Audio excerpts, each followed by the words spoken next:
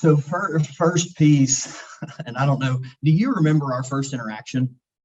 No, sorry. I wasn't sure. It sounds like you do, though.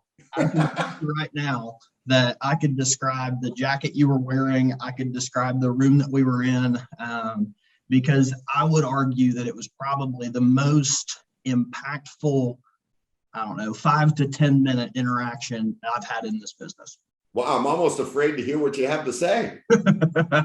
It was interesting. So if you remember, the first thing that you asked us to do was we had to come with basically explaining who we are and our business up until that point, and then also a strength and a weakness that we see in ourselves.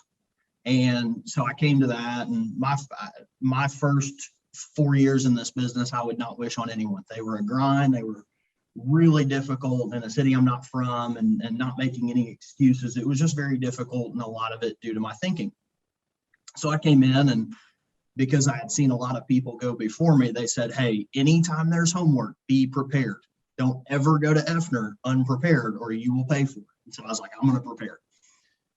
So I said, Jim, I just, here's my business, here's where I'm at. And I would say, I don't remember my biggest weakness, but my biggest strength, I remember I said, was resiliency. And I said, Jim, I just don't believe that very many people would still be in this business if they went through what I went through. And you paused. You kind of sat there for a second and you said, interesting. I want you to give me your first reaction when I say this.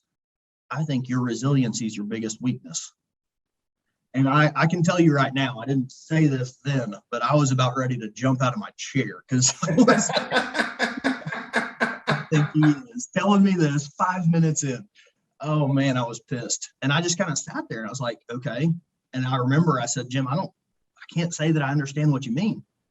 And you said, what would it have looked like in your second year if not resiliency, but higher standards? You said, if I don't write $250,000 of premium this year, this career is not worth it and I'm not going to put up with it. I'm going to do something else.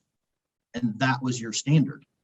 You looked at me, and I kid you not, I was the first one to go. This was in the first 10 or 15 minutes of meeting you. You said, I think you wear your resiliency as a badge of honor for mediocrity.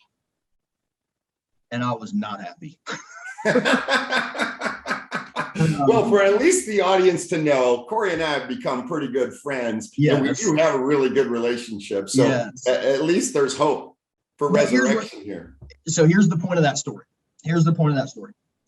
Is I think that you have an incredible gift, and what's been brought out of me is an incredible gift of understanding people and being able to challenge them in ways that they never saw possible before. Because quite frankly, coming into your program, this business was a struggle. It was a grind. If anybody was like, hey, how's work? It was like, man, it's great, man. I'm just grinding. There was never an abundance mentality. There was never I can be successful. There was never I have what it takes to build an enormous life for myself and my family.